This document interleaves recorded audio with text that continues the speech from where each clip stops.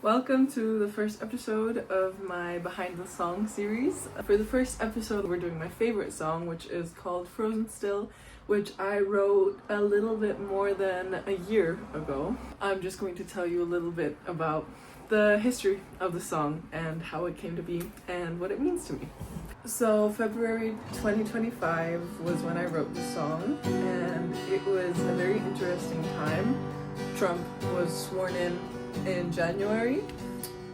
Germany was dealing with a state crisis as well, where there had to be re-elections, the conflict in Palestine.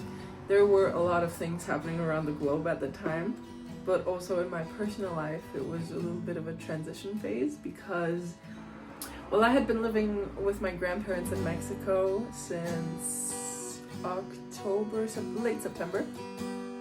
And I had decided in January that my time there had to come to an end. And I was 19, I was dealing with a lot of identity issues, fresh out of high school, didn't know what to actually do with my life. I knew the direction sort of, but the world is just so big and open. So of course there was decision fatigue and a little bit of a crash out for me. So in February, I came back to Germany. I was with my parents, and in our little apartment in Solingen, I wrote the song. I had jet lag coming from Mexico, and that meant that I was awake at ungodly hours in the morning. So when I wrote the song, it was literally the sunrise and the perfect moment of feeling like I had come home, feeling like there was a safe landing pad. I didn't have the same troubles that I had in Mexico, so this was a new opportunity for me. But it also came with a lot of uncertainty. All in all, I was just caught in a moment where the sun rose so beautifully and there were pigeons on the rooftops, and it was such a lovely scene that I grabbed my guitar and I just started strumming, and the song came to me.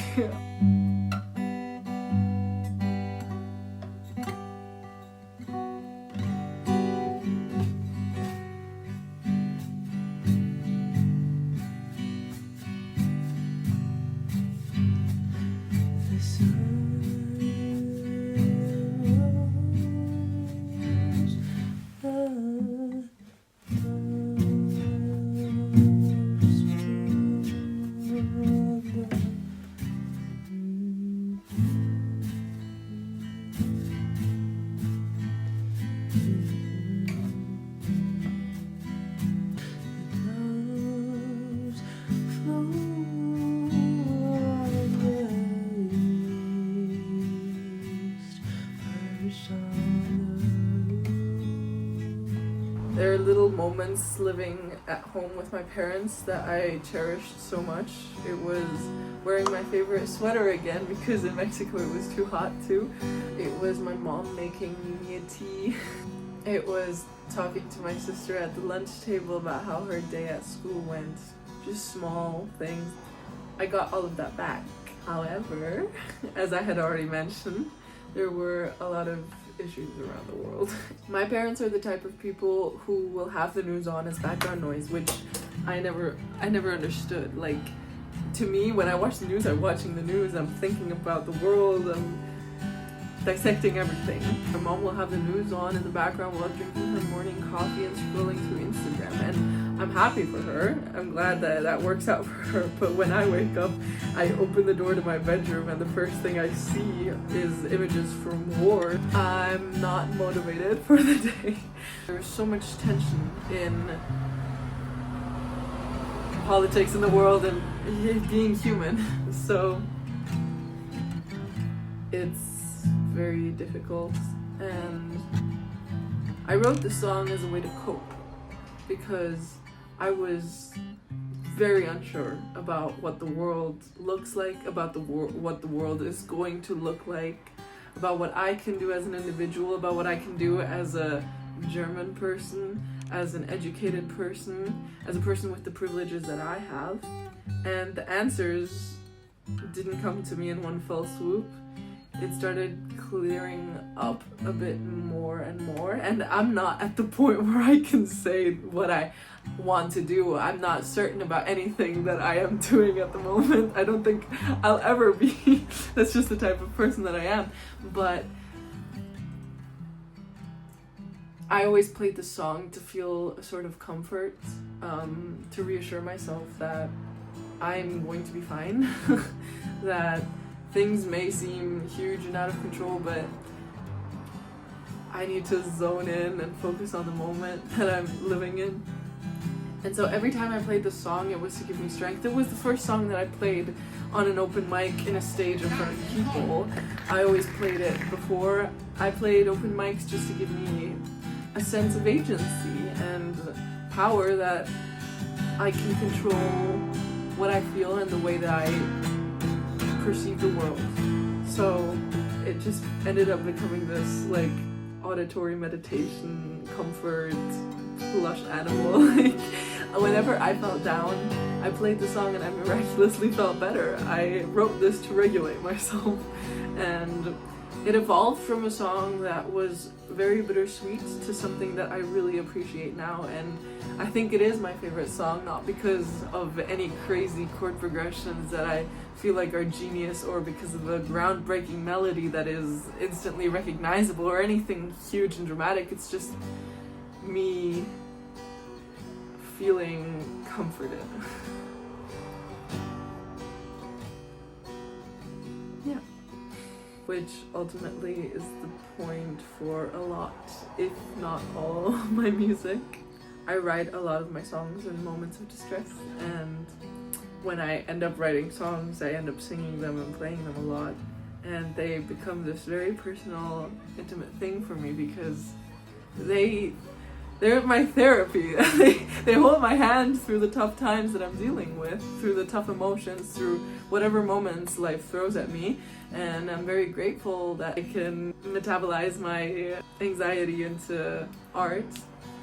And that's why I'm also sharing it, because I know how much Billie Eilish's songs helped me.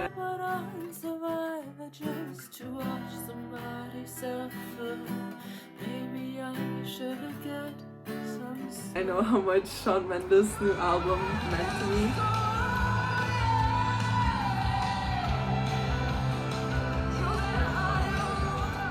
And I know how much music can change people, which I can talk about in another episode with my dad's permission.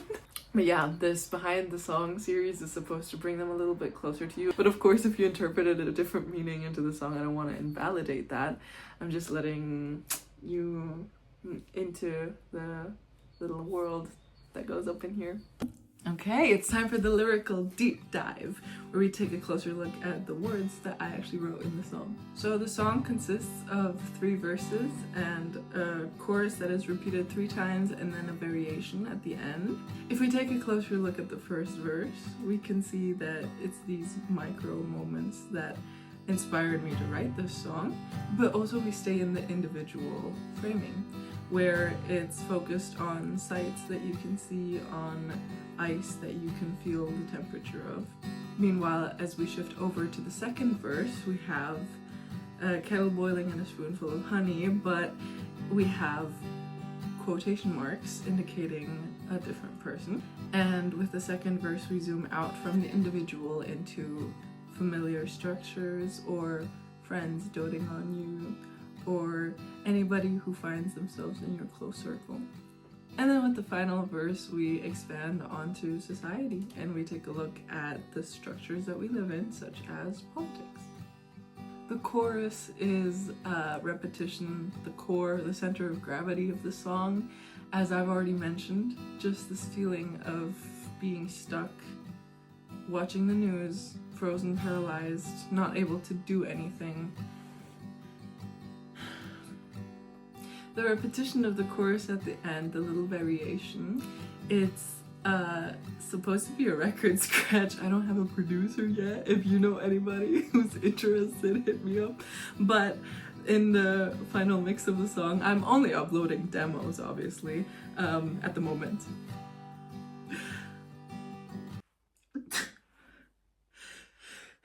Anyhow, the record scratch is inspired by Lin-Manuel Miranda's In the Heights from 2009? 11? I'm not sure actually. In which the final song starts off with a record scratch, which I really loved, and using it as a sort of symbol that the record is scratching, we're reliving the same moment, we're frozen still, just seemed adequate, and I've always wanted to have a fun little Easter egg in my songs, so that's one.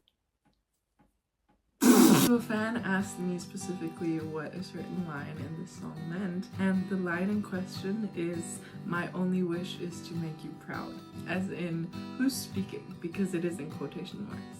And this is supposed to reflect a conversation that my mom and I had when I lived with her, which she starts with in the second verse, "To ease your cold, my lovely," while handing me a tea, which is implied in the first line of the second verse.